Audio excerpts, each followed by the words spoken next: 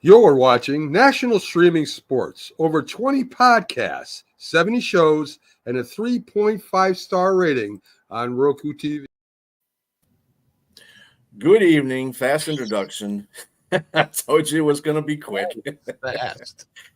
And good evening, gentlemen. We have Bo Crouch, Crouch, and James Martin, Keith Engle, and Mike Tipton on the show today on your professional sports show. We'll be talking NBA, NFL trade that happened this week, and a little bit of the MLB. First, we're going to start off with the NBA. We can get right into it. Hey, Keith, how is that coaching search going? It was going better a few hours ago than it actually ended up. You know, I'll tell you what. And I don't often toot my own horn, but I will toot my horn. The last thing I said on this topic Sunday morning was Dawn Staley was a smokescreen, and because they want to say they went out of the box even before they hired Mike Brown in a few days, and a few days are gone by, and we have Mike Brown as our head coach. And how do I get excited? Listen, I don't want to. Mike Brown has been a decent NBA coach. And if we hired Mike Brown maybe before we hired Tibbs 5 years ago, I might have said, that's not a bad hire. Yep. But after the last 5 years, and the reason they gave for firing Tibbs, this is not what any Knicks fan should be excited about. Hasn't won a playoff series since 2012. He coached LeBron James and Kobe Bryant and never won an NBA championship or even approached. Well, he got the finals with LeBron, I guess, in Cleveland. But this is just going to be more of the same. And I think he's got the job because he'll do what the front office wants him to do, unlike Tibbs. Tibbs didn't want offensive and defensive coaches or coordinators, whatever we're calling them in the NBA, right? He didn't want a lot of some of this new age stuff that the Knicks front office wants to get into, I think, and Mike Brown is going to do whatever the front office tells him to do. And the Knicks are expected, with the injuries and trades, and I'm sure we'll talk about one of those tonight, the Knicks theoretically are the front runners in the Eastern Conference to go to the finals. And this is not the guy I would want leading the charge. Well, and that would have been true if they didn't get rid of the coach. So it's not like this changes the trajectory in any way. I mean, this is Tibbs 2.0, right? He's a two-time coach of the year, but, you know, he hasn't really done anything. So it's the same guy. And again, you know, if your reasoning was he won't do what we ask him to do with offensive and defensive coordinators, again, whatever we call them in the NBA, and he just, you know, again, he won't get into our analytics and the things we want to do in the front office, then they should have said that. Don't say he's taking us as far as he can. And then, as you said, Bo, hire the same guy who's only gotten so far with only two of the best players ever to play in the history of the NBA. So, yeah, I'm not terribly excited. As you can see, I'm a little agitated. And I can't say like anyone would blame you for being agitated, right? Like you look at the last, like this is a what have you done for me lately? That's what sports is, right? Yeah. The Sacramento Kings in Mike Brown's first year won 48 games, then 46, and then he got fired after going 13 and 18, right? Like there's got to be something there. Like I love him because he has that background with the San Antonio Spurs, right? Like that's about it. He's got a little bit of a background with the San Antonio Spurs, and there's a part of me that thinks that one day maybe he can wind up being just like Steve Kerr, but it's not going to happen. And if I'm a Knicks fan, this ain't sexy. This isn't something that I'm excited about. You talk about them being a front runner. I think Mike Brown being the head coach for them makes them like a fourth or a fifth seed, right? Like they can't be the best team in the Eastern Conference. So for me, like if I'm a Knicks fan, this is just the Knicks doing what the Knicks do. You have to think that they're a front runner only because of the other injuries, though. Agreed. They will. I mean, yes, because of other teams' issues, they're the default front runner probably today. I mean, there's still some problems. I mean, they made a couple of decent signings to help their bench. I mean, they're very limited in what they can do anyway, especially now. I think after the two moves they made, they've got nothing left but the veteran minimum. That's about all they can offer anybody. So they can only get so much better. So the thought was it was going to be a coach that got us over the top. Well, that's not going to be the case. They aren't going to win this if they win a championship. I guess this is not fair to Mike Brown. It's not going to be because of Mike Brown. What you got on I there? know you want it. Oh, good. If I'm in a locker room, I'm a player, I'm not happy. If I'm a fan, I'm not happy. Because ultimately you got to the Eastern Conference Finals, something you hadn't done since 1999, and you did it with a coach that showed that he was showing ascension. Every year that he was there, he was just going up and up and up. There's one more place to go, and that's the NBA Finals, and potentially you get there next year with him. And you decide to fire him, and now you're regressing, and now you're regressing with your coaching hire, and now potentially, like Tip said, you're no better than maybe a fourth or fifth seed, or maybe at best maybe a third. But I just don't see this moving the needle. I don't see it making anything better. It's just maybe you've plateaued, and now you're regressing. It's unfortunate because there was great potential. And before this, I didn't see them making the championship, but you can see what I think. There's just inspiration, and the coach did what the best he could with what he had. Mm-hmm. They didn't have great defensive players. They still don't. I mean, Jalen Brunson is a liability defensively, and so is Karl Anthony Towns. I just think that he's used to having great defenders and great wing players that can defend and shoot the three, and it just wasn't there. But they still got better than what they were expected to be. And that said, you don't get rid of a coach like that because of, like Keith said, of the some disagreements regarding the hires. This is bad. This is not good at all. When this front office tries to spin this as a success next year, when it's anything less than a championship, I want to see how they do that. You guys could be very right. They could be a third, fourth, fifth seed. Who knows? If they do regress because of the change in philosophy, we'll see a different team approach on the floor, I'm sure. Player development is something that is important to the front office, and one of the problems they had with Tibbs. So again, based on everything that the front office told me about why Tibbs is no longer the coach, anything less than a championship is a failure. Well, and I guess the one thing that like Bo kind of mentioned about this earlier, right? The one thing that helps them out is the fact that the Eastern Conference is going to have a ton of injuries and things like that you got to navigate through. Milwaukee, I don't know what the hell they're doing. Like, at least New York isn't Milwaukee right now, where you're going to pay Damian Lillard $23 million a year to not play for you, which just seems completely asinine. Yeah. And the big signing you get is Miles Turner. Miles Turner's a good player. He's not going to move the needle for you, right? Like, that's what we're talking about in free agency. If you're going to spend $107 million on somebody, it's got to be good. At least that's what I used to think. And then I saw the headline that Jakob Poeltl of the Toronto Raptors got a 4-year, $104 million extension. How the hell does that happen, guys? I'm terrible too. I can go play basketball for that kind of money. You need me, sign me any team. I'm available.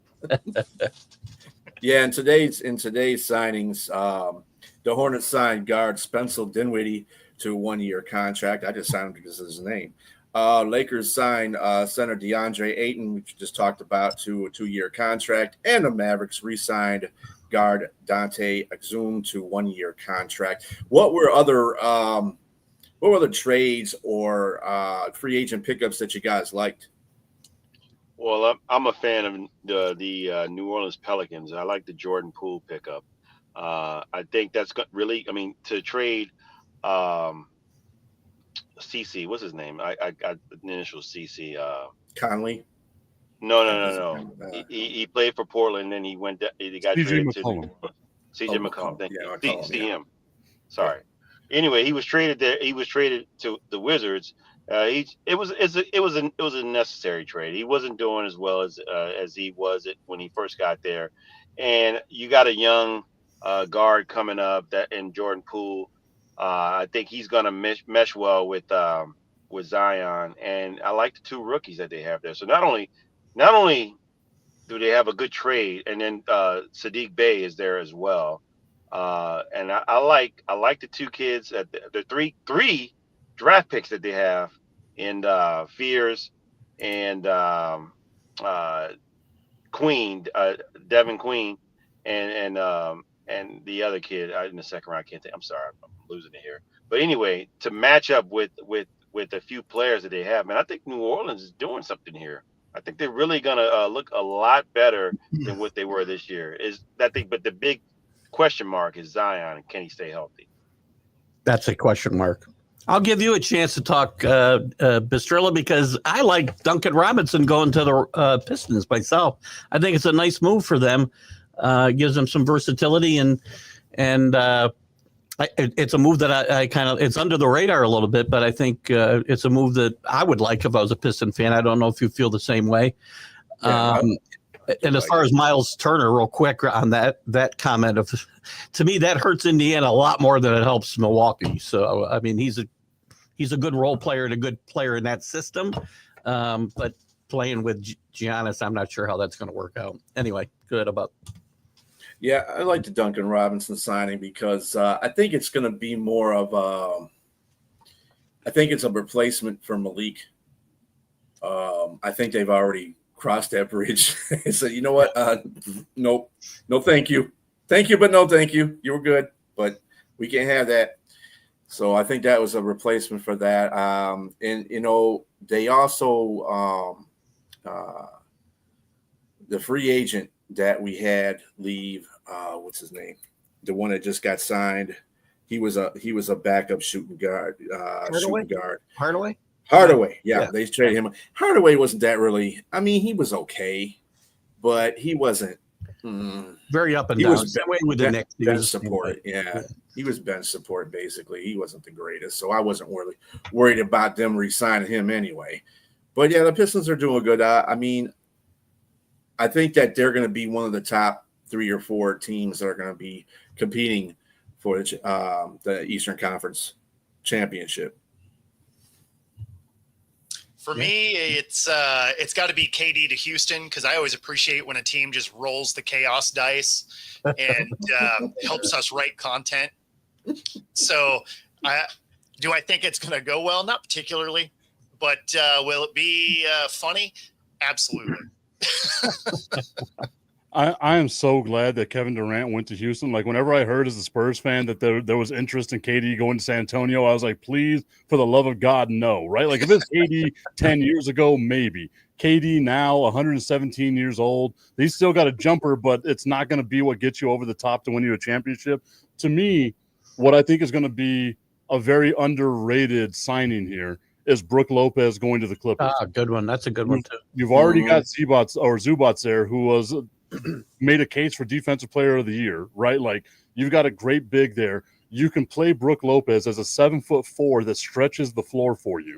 Like, that's going to give them some dynamic ability, along with James Harden saying, you know what, I can take my player option, I can get a whole bunch of money, or I can do something team friendly here. He does the team friendly move. So it's going to help the Clippers. I think the Clippers are going to wind up being a top 4-3 seed in the NBA's Western Conference. But that Brook Lopez signing, to me, is going to be a very underrated signing during this free agency.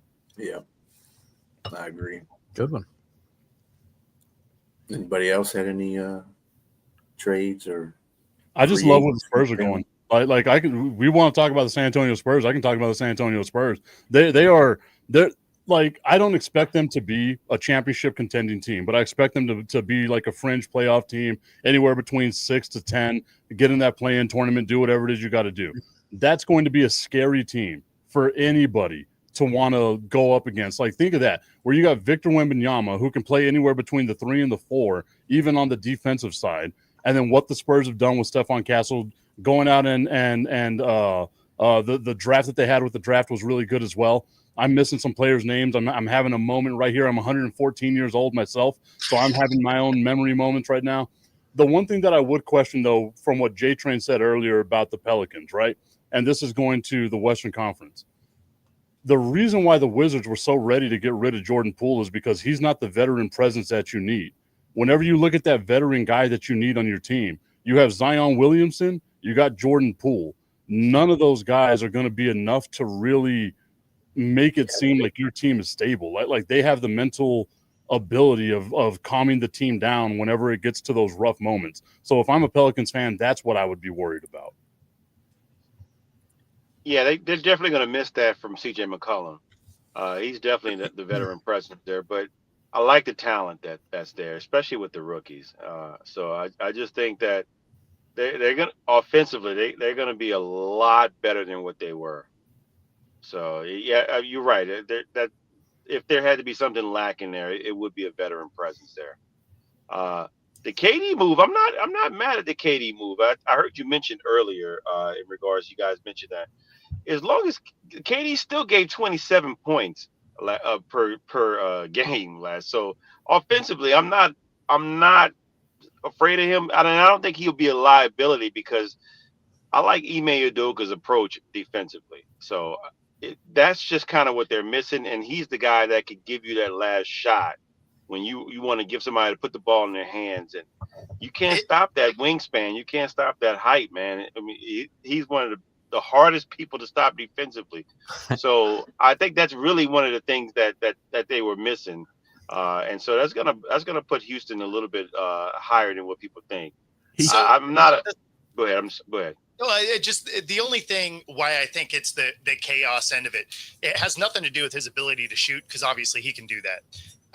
It's whether or not if they're trying to make him the guy, right? Like if he just gets to go play basketball, dude can ball out. That's what he wants to do. If they try to make him the guy, they are going down in flames hard. And we've seen it with him trying to create his own super teams that went nowhere. It's just, if he has to be. Uh-oh. For sure. It's probably KD on his burner account. He knows Bo is talking about him. He's awesome. KD, shut me out. But yeah, no, I mean, if he has to be Batman, it's a problem, right? Like if he's got to be the guy that runs the show, does all of that, it's a problem. If he can go be support, if he can go be Robin, he'll ball out. He'll be amazing. So it's really going to depend on what it is Houston thinks they want to do with him. If they're trying to make him the focal point and be the leader of the team and all of that, man, they're going nowhere. But he has to be, right? Like that was the thing with Houston. Houston was such a balanced team. I don't think they had any players average 20 points a game all season long, right? And they were such a balanced team. Kevin Durant automatically becomes your number one option on offense. To me, like I think the Phoenix Suns got the better end of this trade, right? Like I like Dylan Brooks. I like Jalen Green. The number 10 overall pick is Kaman Maylock from Duke, 7'2", defensive stalwart. You cannot fix that. Like that would have really helped out Houston as opposed to getting Kevin Durant, right? Like you could have continued the youth movement going up forward here. Kevin Durant's your number one option, and everyone knows he's going to be the number one option. Jalen Green was basically the guy that could have been your number one or number two. Now he's not there. Dylan Brooks gave you that veteran presence on a really young team. For me, like I like Sengun, but Sengun needs like more than just Kevin Durant surrounding him. Like he has to be now the number one option there because of what JTRAIN said. He averages 27 points a game on 50% shooting. So he is your number one option. No one else can do that for you. Going to be interesting. He should use that wingspan to play some defense because he might put in 27, but he gives up about 48. So, well, we saw he was playing tremendous defense against Bo right now. So if he does defense, he secretly works at Comcast. That's his off-season job. He's got a cable truck right out in front of your house. That would actually make a ton of sense. Hey, he's got like a radar going around. The radar's just looking for who's talking about him. Oh, this stream's talking about me. Internet down. So what did everybody think about Shea Butter getting signed to a 4-year, $285 million extension? If they got the money to pay it, why not? What better choice to get the money? I mean, my man's averaged 32 points a game. He was the MVP, won a championship, hadn't done that since Shaq. Joins a rare company, Jordan and Kareem and a few other people. Yeah, $285 million, most money. $80 million. He fits the criteria of the highest paid person. Let's just put it that way. When's it stop though? I mean, this is crazy. $80 million in the last year. Keith, let me say this.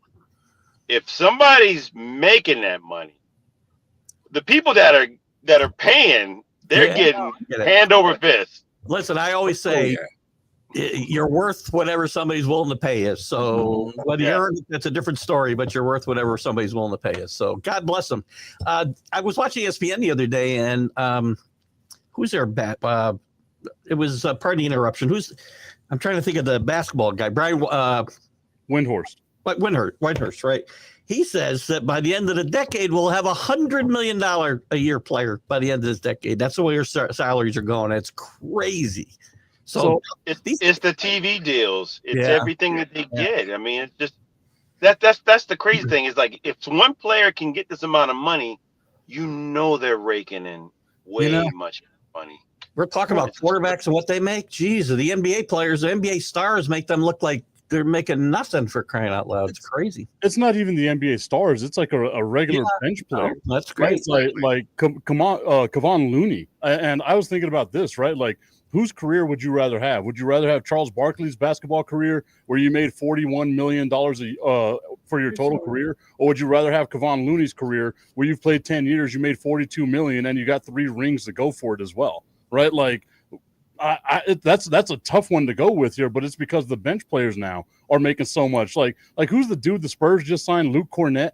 They give him $41 million. We just talked about Jakob Poeltl getting $104 million. That's Jakob Poeltl. And I guarantee you, I'm the only person on this show that knew what his damn name was because he played with the damn he made $104 million. That's because you practiced that, Mike. That's what that was. You practiced. No, he's good with it. If you want the one that I practiced, it was Sandro Mamukelashvili. That's the one that I practiced. I can't do any of them. Congrats. We need more Smith and Joneses in sports. I'm telling you right now. It reminds me of Office Space. Not gonna work here anymore anyway. So speaking of trades and all that stuff that went on during the week, we had in the NFL Pittsburgh and Miami dealing. So we had Jalen Ramsey going to Pittsburgh for Minkah Fitzpatrick and Jonnu Smith. And a throw in there, what is it, third, fourth rounder or something like that? I thought it was like a sixth rounder, yeah.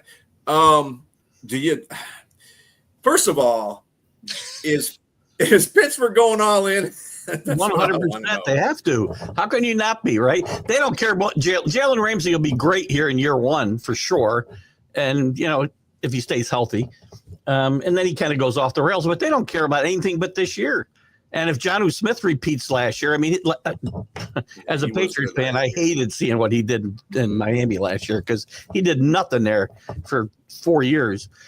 The Steelers are definitely all in because Rodgers has said he wasn't going to say what he said if this wasn't his last year. And, I don't think Tomlin, listen, there's pressure all around in Pittsburgh. There's got to be to make this season a memorable one. And it could be, but it could be for the wrong reasons as well. So I always cringe whenever I hear the words all in because it reminds me of Jerry Jones, right? Last year in the offseason, he was like, the Dallas Cowboys were all in, and we saw what all in looked like for the Dallas Cowboys. It wasn't all that much. Yeah. And it's going to be the exact same thing for the Pittsburgh Steelers right now. Yeah. They can do all these moves. They're still the 3rd best team in that division, and it's not even a question. Baltimore's better. Cincinnati's better. Congratulations on doing all these moves and being better than Cleveland. You're not the worst team in the AFC North. But for me, it's not going to matter. I don't understand what Pittsburgh is doing. Like, you're doing all this for 1 year, but you have nothing that's really going to equate to winning a championship, right? You sign Aaron Rodgers. Your odds of winning the championship stayed exactly the same. You get Jonnu Smith and Jalen Ramsey, and you still kind of stay this. Your odds improved from 3,500 to 3,000. Congratulations, guys! You're almost there. Like, they're so like it feels like they're making moves, and none of these moves matter at all. It's just like Jerry Jones in last year's offseason. So the thing that's funny that really makes this not an impressive move. Instead of Johnny Smith, if they would have got a possession receiver in that deal, you'd be like, oh, okay. Like, I kind of get it, right? But instead, you get another tight end, a position you didn't really need. You have a good tight end, right? Yeah. And then you get rid of a DB for a DB. Like, that doesn't, like, none of it. Speaking of just stuff that doesn't move the needle, there was all this hype that, oh, they're making deals. And then you see the deal and you're like, yeah, cool. That was like a Temu trade. Like, what are we doing? and for me, like, if they had kept Minka Fitzpatrick, I would have been like, okay, maybe, right? But the fact that they got rid of Minka Fitzpatrick, it's like, oh, okay, well, this is just a lateral move. It makes no sense. Exactly. On the flip side of that, that move's a lateral move. They're not going to get better play out of Rodgers than they got out of Wilson and there, I'm having my own 114-year-old exactly the other guy, because it Fields. doesn't matter. Thank you. He's the other guy. Yeah. Well, like, to me, if you were going to go after Aaron Rodgers, just start Mason Rudolph, right? Like, it's basically the same guy right now. Like, you have the same amount of chance of winning a Super Bowl with Aaron Rodgers as you do with Mason Rudolph. You probably could have spent some money out there for something, just anything else. Like, Amari Cooper's still out there. Do something, Pittsburgh, to give yourself somebody. This trade was nothing. I like Johnny Smith, and it's going to be a security blanket, but like you said, they already had Freiermuth. Are you just going to play a two tight end set the entire time? Like, what the hell is this about? Well, if they don't go get a guy Keenan like Allen's that, out there too. yeah, I mean, Keenan Allen's out there, and then there was a suggestion that if T.J. Watt doesn't get signed, and they better sign T.J. Watt. They don't sign T.J. Watt, you can just really forget it for Pittsburgh. It's without a doubt they're signing T.J. Watt. And like I mentioned Sunday, we already know what the bar is already set with Myles Garrett. So it's only the sky's the limit for that contract. TJ just sitting there like salivating at all the bags that are about to be at his door. Well, I told y'all before, my conspiracy theory was T.J. Watt, Hawkinson, or Hendrickson over in Cincinnati, and Micah Parsons. They're just playing chicken right now. Whoever signs first, the other two are going to sign right after that. Exactly. Yeah. It's going to be a situation though with Hendrickson though. It's not going to happen like everybody wants, like he's worth. He's not going to get his worth. Let's just put it there. I think he just got some bad luck in his situation. First of all, he went to the Bengals. That's one. Two, he went to the Bengals. Three, did I mention he went to the Bengals? So I mean, it's just I think that the situation is going to the Bengals. Their history of not paying their players the way they deserve to be paid is, and also his age. He's got a lot going against him, even though B and I go back and forth, BSTRILLA go back and forth regarding this, that he's had he's led the league with 17.5 sacks the last 2 years. But again, Father Time is undefeated against no one. Well, I don't think you continue saying that they don't pay their players anymore. We just saw them pay T. Higgins and Jamar Chase. Like, they paid them a lot of money. That's the reason why they can't pay him.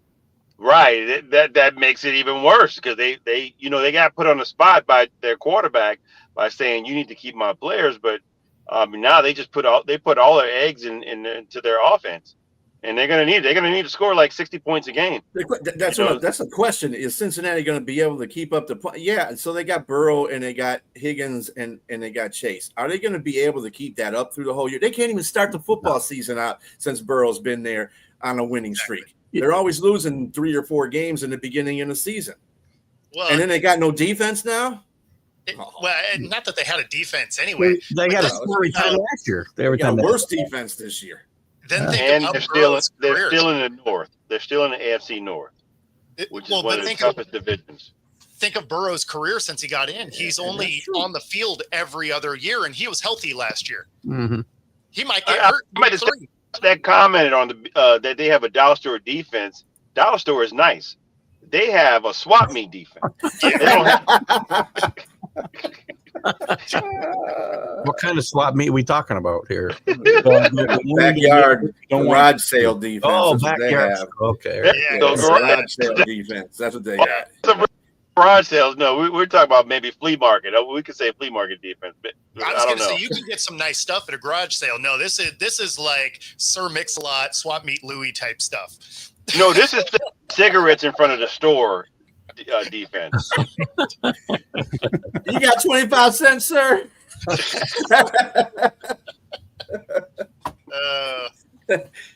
Well, you know, somebody suggest a Pittsburgh Steeler fan who has been commenting, by the way, not going to mention no names, Robbie, but anyway, he said that maybe TJ Watt would go, if they trade him, they would trade him to Washington for Scary Terry. And I'm like, why would you do that? You have plenty of receivers out there on the free agency. Keenan Allen is a guy you can just plug and play. He don't have to be the man. You got a guy for that. That's a Metcalf. You need a possession receiver, right? Right. Exactly. You need a Mari. Get a top off the defense already. Signed, sealed, and delivered. You can get a cheap Keenan Allen. Yep. You can get a cheap Amari Cooper. Yes. Yep. And they will play for you. And they will actually be in the route they're supposed to be, which means Rodgers won't lose his mind. Right. No, Rodgers is going to lose his mind anyway. He's going to be on ayahuasca, so he's not going to have much of a mind to keep on anyway. And again, Aaron Rodgers, if you ever want to, I am down to do some ayahuasca with you. Let's get this done, my guy. You know the best part about that is side effect. He's retired. He'll do it too. I'll be there. I'll be there. Just tell me when and where. I'll be there. A side effect of that is supposed to make you like more social. Right. So if this is the more social Sorry for the cave, Rodgers, like that's a scary thought, isn't it? A more social Aaron Rodgers. Yeah, I don't think this is a good idea. Yeah, that sounds like an oxymoron, actually. But well, no, he's already on it, which means this is that version of him. All right. On the flip side of this trade, is Miami like mailing it in? Yes. I think so, right? Like I think we can all kind of say that New England is the second best team in that division. Buffalo by far is the best team in that division. Miami, Tyreek Hill got old like a gallon of milk that you left outside, right? Like it's just not something that's going to work for you. Aging like a banana. That's kind of what I'm saying. I can't see anything really like if you're buying stock in the Miami Dolphins, you don't need to be doing that. Like they're going to be, to me, the third best team in that division. They're going to be fighting off the Jets for the last team in that division. Their window closed, and it didn't just close; it was slammed shut. Yep. Yeah, it was a pump and dump stock. It was good for one time. Their window. We got to remember, like before they went into Kansas City and it was negative 28 degrees, and those people got frostbite on their nipples. The Miami Dolphins had themselves an offense. They scored 70 points against the Dolphins. That offense was terrifying. They were leading the league in rushing with Raheem Mostert, and it just fell off the cliff. Like it just fell off the cliff. Frostbite. And they got they've got to have. I'm sorry, I don't mean to disrespect, but their coach has got to be like the weirdest guy in the freaking NFL, at least among head coaches. What I mean, come on, who's taking them seriously for crying out loud in the locker room? Anybody? But you never hear this guy's in trouble ever. I don't know. I don't get it. So they do like him inside the room. So from the outside, he seems like an odd guy. Seems like, right? But knowing a coach in the room, they like him. Like he's a good dude. And so I don't think they have they're not taking him serious issue. He seems like Mr. Rogers with shades.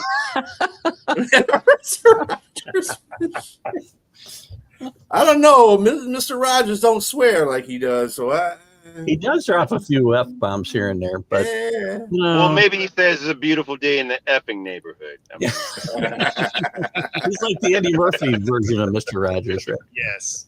Like you could tell he's a good dude. He's a player's coach, but like he just seems over his head, right? Like it's too much for him to be a head coach. Maybe he's one of these Wade Phillips type of dudes where you're just a great coordinator, but you're not head coach material. 100%. Great offensive coordinator. That's what he ought to probably be doing. And good guys are wonderful, but they don't always win Super Bowl championships, right? So that's why I'm a bad boy. I don't see McDaniel winning a Super Bowl championship. Tip's a bad dude. That's the thought behind what Brandon Staley, right? Is great coordinator, a little too much on the analytics for being a head coach. What do you think, Danny? Thanks for the vote of confidence, B. Bo, because I love the fact that we have him as our defensive coordinator now. He's good at that. He's really good at that. Being the dude is not his job.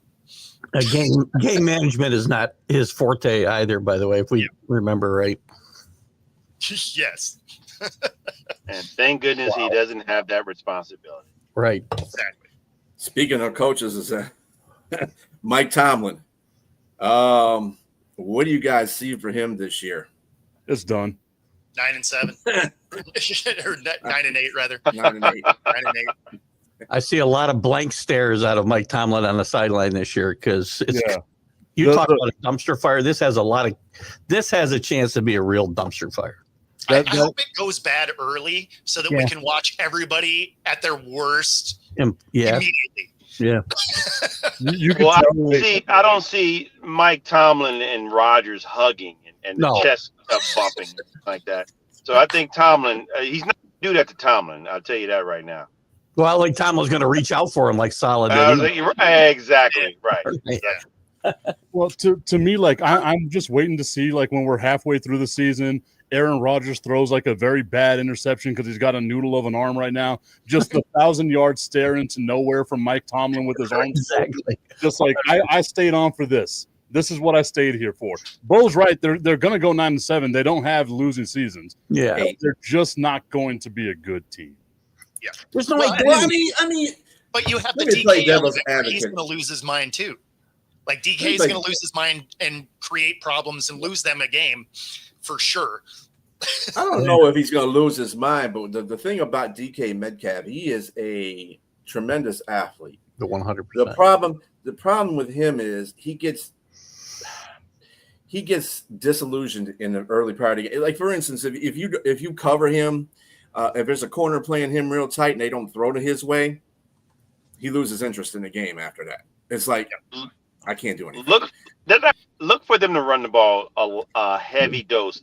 And I like the running back out of Iowa, Caleb Johnson. I think a lot of people are asleep on this kid. Yeah.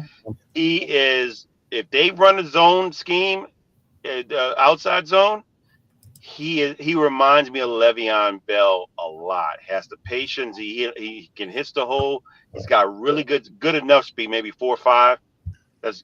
And the offensive line, if it's healthy, Rodgers won't have to do too much.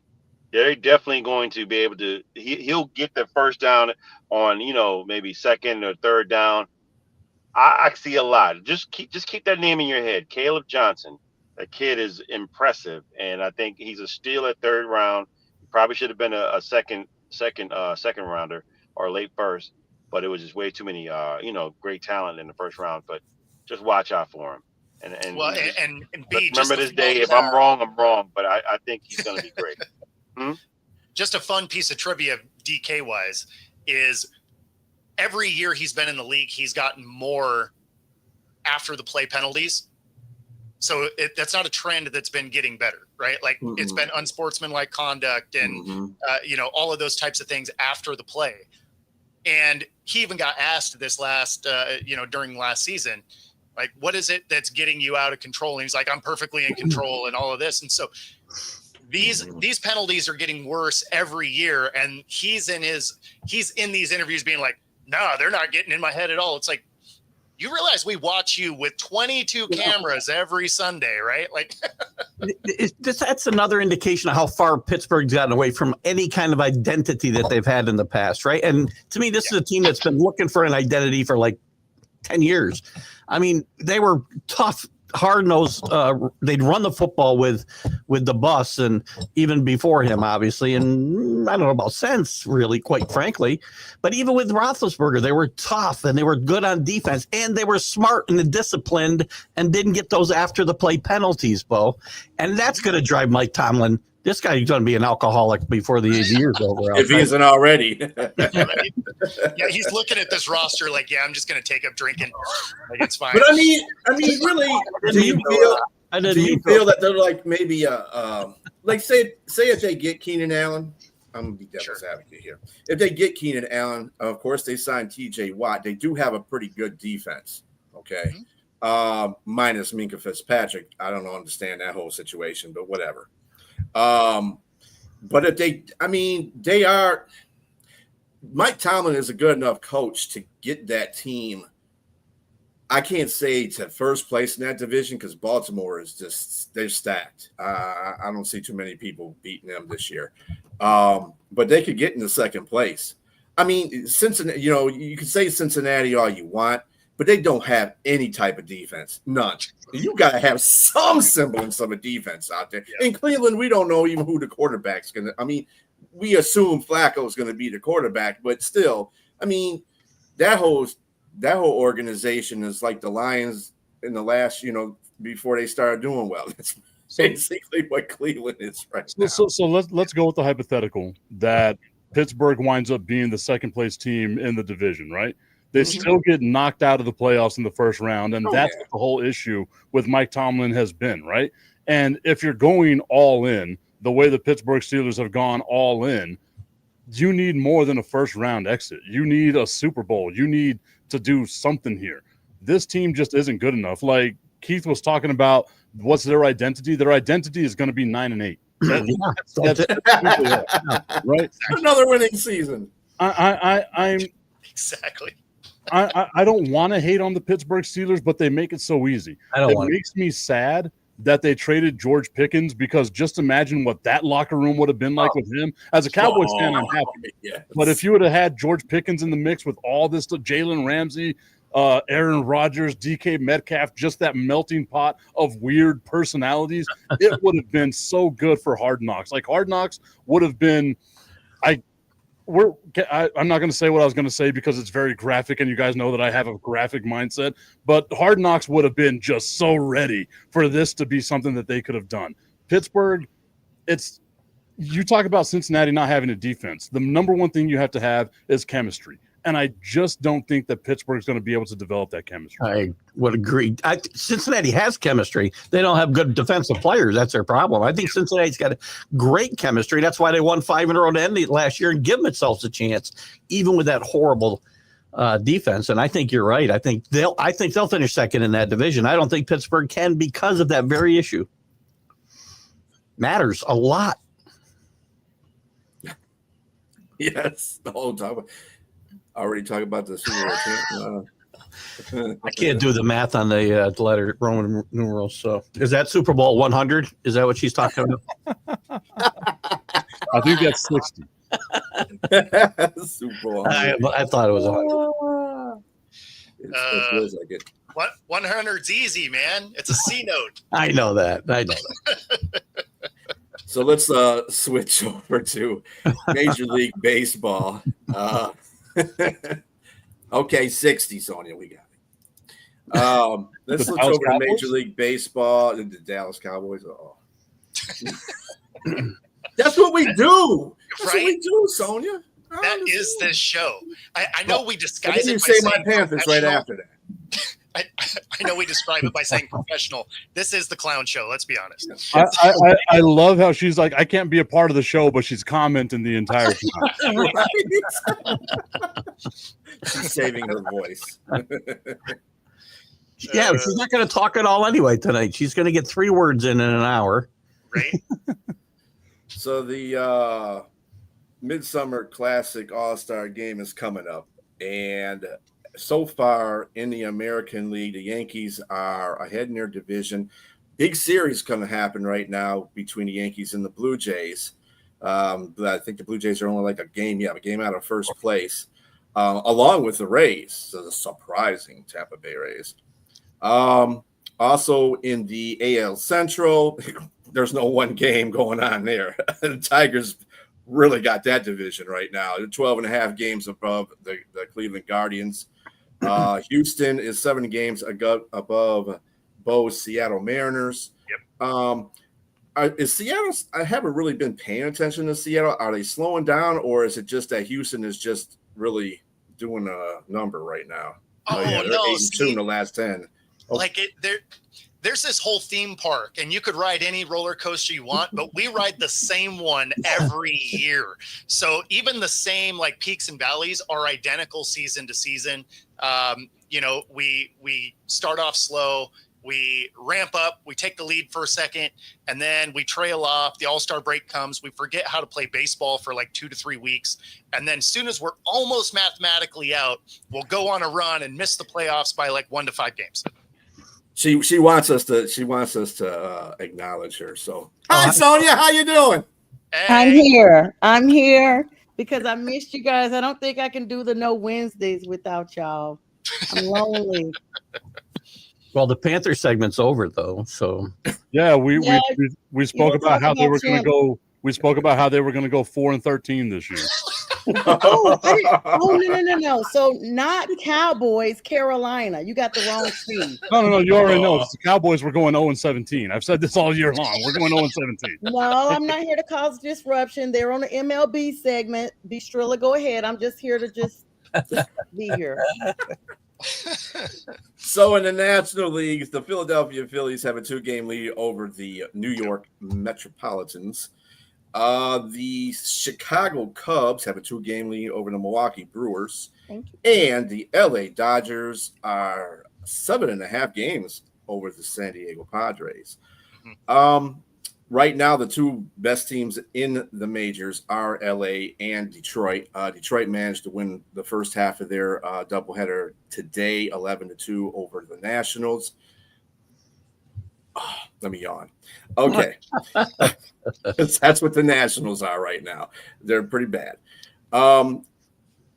Any views going into the All-Star game? Who do you think? And I know, Keith, you had a segment on one of your shows about with you and Jack about the Mets and the Yankees. And the Yankees specific, you're seeing this Yankee Blue Jay series is kind of in my estimate kind of the epitome of what's wrong with the Yankees and what's right. The Blue Jays do, and I don't know if they're built this way or it's just the way they play ball. They put the ball in play, and good things can happen. When you don't strike out 13 times, 12 times a game, good things can happen in those other 7 at-bats. Guys make errors. This is what you've seen. They put pressure on other teams. Yankees don't do that. Yankees score runs when they hit home runs and when Aaron Judge is carrying his team. And there's too many holes in this lineup and guys that don't hit with guys in running in scoring position. The rotation has been better than I thought because the kids have stepped up. Will Warren has pitched really well the last 2 months, really. Clark Schmidt has really stepped it up. Rondon's pitched better than I thought he could or would. But watching this Blue Jays series, you see the Blue Jays are playing pretty good baseball recently, and they pulled it just a game behind. And it's because, and this will work against every team. Put the ball in play, and something good can happen. And everybody, the 3 true outcomes is so boring to watch in baseball. And this is a team that's gotten away from that formula a little bit. One of the few teams in the leagues, either leagues. And I like to watch them play. I don't like to watch them win. But the Yankees have got some holes to fill for the second half if they want to. They'll probably make the playoffs. But if they want to go deep into those playoffs, they're going to have to make some serious adjustments to this lineup. The Blue Jays are playing baseball like what we used to see before we got all the analytics of feast 100%. And famine, home run, walk, strikeout, right? They're playing what would, I guess, be considered old school baseball, which sounds like sacrilege. I'm 40. I shouldn't say the baseball I grew up with was old school. Okay, you should not. But like for me, Keith is right. Like the Yankees, I feel like they're going to get a little bit of help whenever Stanton comes back. But what version of Stanton are you going to get? He's back now. He's back now. But like whenever he's actually healthy, like not coming back, rehabbing, like this is just rehab stuff for him. When is he healthy? I've seen him healthy about 3 weeks in the last 5 years. That's a very true statement. The man is made out of glass, so you might be 100% right here. But whenever you were talking about like the Yankee struggles, Aaron Judge just a week ago we were talking about was almost batting 400. He was like at 390. He struggles, gets down to 350. And you see the Yankees just lose and lose and lose. Yeah. And you can't win with just one guy carrying your team in baseball. The Blue Jays are playing a whole team sport. The Tigers are playing a whole team sport, but this team, like ML Bolts is saying, they're like as a Yankees fan, it's painful to watch this team at times because you don't know what version of this team you're going to get. I get it that it's going to ebb and flow, but come the F on, man. This team, they spent way too damn much money to be this mediocre. 100%. I agree. In some news and notes, Braves placed Schwellenbach on IL with a fractured elbow. Chapman notched his 350th career save in the Red Sox win today. And Kershaw eyes 3,000th K in front of home fans at Dodger Stadium. That's a big story. Big story. You Yes. think you'll get it? Yes, I do.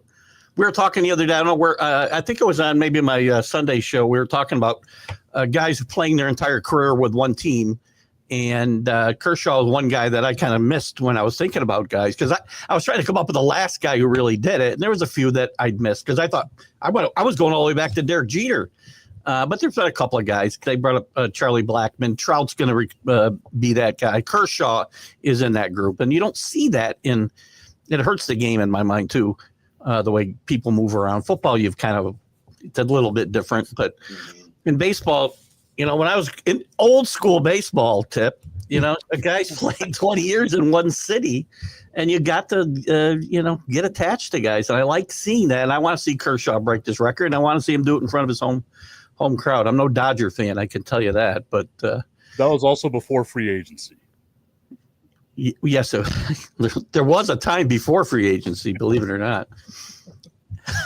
I don't know, be sacrilegious. I was going to use a different analogy, but I shouldn't do that. Speaking of news, those same Pittsburgh fans have been delighted by the Pirates the last 6 games because they're 6-0 in the last 6 games. They swept the Mets and they swept the Cardinals. Don't get excited. Don't get excited, Pittsburgh fans. The Braves beat them once, though, recently. Similar to what Bo said earlier, this is talking about the last 6 games. This is the Pirates. This is the Pirates, though. They will trade, everybody who's got any talent at the Mets break, and they'll lose 100 games. BSTRILLA's like, look, I'm talking about less than 10% of the season. The last 6 games. That's what we're going to talk about. Right everybody was dogging Pittsburgh earlier in this. What? Less than 5% of the season. Still 12 games under 500 with a 6-game winning streak. They're 12 games under 500. Welcome to my world, BSTRILLA. Hey, the Tigers were in the same situation last year where they were way back, and they came back and clawed their way back. Well, the difference was with the Tigers, you saw a heartbeat. With Pittsburgh, you see a flat line. That's the biggest difference between them. Even with this, all this is being shocked by the defibrillator. They're done. The Tigers have developed talent and brought in and spent money to bring some players in here. In Pittsburgh, all they do is develop players and to move them onto other teams and be stars. Because Paul Skeens will never sign a long-term contract in Pittsburgh. I guarantee you. He may not get traded this year, but next year, I'll bet you he gets traded. I can't wait until Paul Skeens. He might get traded this year. He might get traded this year. He's got 5 or 6 years of team control, too. He would bring back a huge haul, more than Soto got when he got traded from more than the Nationals got, which they haven't made use of, from the Padres when they traded Soto. He could bring back probably the biggest haul ever in a Major League Baseball trade. I don't even know why McCutchen came back. He's their best hitter, for crying out loud. That team, that's how bad they are. That's the obvious reason. Yeah. But if I was McCutchen, I guess he's true to his team. You got very few players in the league. It's where he started, and he likes Pittsburgh. It's too bad. I feel bad for the fans in Pittsburgh. That's a city with great baseball tradition, and they got ownership that all they do is take whatever luxury tax money they get, and it goes in their pocketbook. Whenever there's something said about playing for a terrible team because you can go in a slump and you're still their best hitter. Yeah, exactly. Whenever a team hasn't won in the last 50 years, can we say that they've had a great tradition of winning? Well, because there was baseball before then, yes. So I can say that. And they won in 50 years. They won in 79. That's not 50 years. 45 years ago, whenever they won. Keith, you act like you're 102, man. Come on. I'm not quite that. He's on day 53, I think, of retirement, something like that. Yeah, there you go, somewhere. 56, but you're close. I like your number. I'm always close. I like your bet number better. Anybody looking forward to the home run derby? No. Even last year I went to Globe Life Field here in Texas. I was there for the home run derby and the All-Star game. And even being there at the home run derby, I was bored. Like it's crazy to me because I love the home run derby, but it's not what it used to be. I'm looking forward to one thing. The teams are going to wear their own uniforms for the first time in about 5 or 6 years. Maybe I think it's 5 or 6 years. And we don't have to watch these pajamas that they put on these poor guys to sell more merchandise. I want to see the guys wear their jerseys. And, some of these guys you don't get to see. You don't see them all the time. And you want to know who the hell. You try to figure out who the hell they are and who they play for. Look, with some of the junk they've had them wearing the last 6 years. Shout out to the Savannah Bananas. They are like the best entertainment out there for baseball. There's a rumor that the Rockies are going to be relegated to a minor league, and they're going to put some Bananas in the podcast. Oh, no. What'd you say, Strilla? I said we're the Savannah Bananas of the We entertain. They're highly rated. They get like 1 million views on their stuff. Yeah, that's true. That's true. I mean, if they could, for the home run derby, can we just feed those guys some steroids and give them some corked bats? And that's what I'm saying. I want steroids. See if they can dent some cars in the parking lot. Give them a subscription to Happy Nuts. Yeah. I've been plugging that in. Strilla won't put the comment up. I've been saying it all show. Tip. I have been putting the comment. What you talking about? But you put it up and you flash it away so quick that Tip doesn't even see it. I've been watching. No, he saw it because he was laughing when you put it up there. Yeah, but I didn't hear it verbalized. It's just that whenever it comes to Happy Nuts, you have to apply it at the right time. I applied it at the right time. We are trying to have a successful sports show here. I can't always verbalize every comment that comes out here because I have these gentlemen talking around me and they're talking sports. But it was me. Okay. And just go to www.myhappynuts.com. Use promo code and save on all your male grooming needs. It was me. And coming soon, Happy Vag. The women's line. Oh, God. Thanks for tuning in. You guys, I missed you. See, Sonya comes in here and she just derails the whole show. It's funny. We were actually talking about sports today. We were. You guys almost made it. We made it 50 minutes. We were putting the pro and professional, and then I was quiet. I gave you guys all this time. Look at James. It's a very diverse show. We got assorted nuts on the show. I mean, yeah. No. Happy nuts. Our nuts are happy on this show. That's right. Happy assorted nuts. So I'm not talking about my nuts on this show. I'm just not doing it. Well, if you use www. I have to exit stage. Are your nuts depressed? Are your nuts unhappy? There's only two minutes left in the show. Come on. I've done what I came to do, and that was conquer and destroy. Disrupt the show. Goodbye, guys. All right. See ya. That's right. You can get it at www.tapthat.com. I'm talking about a real product, guys. That's just a tip. No, it is a real product. It 100% is a real product. Are they paying any money for us to talk about them for 10 minutes, though? Really? They're paying me.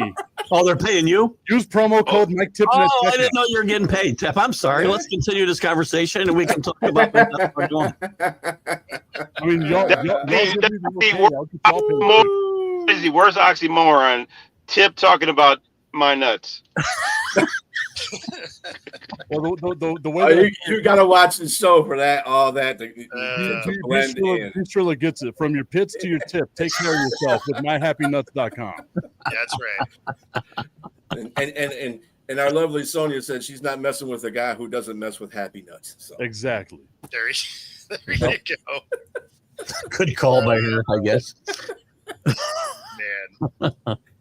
Anyway, we are going to wrap this show What up. a show. Oh, we almost made it. What an ending.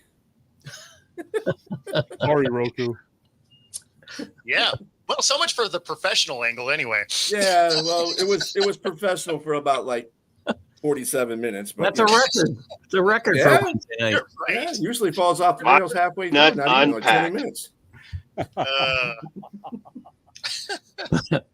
All right, it's been another enjoyable show.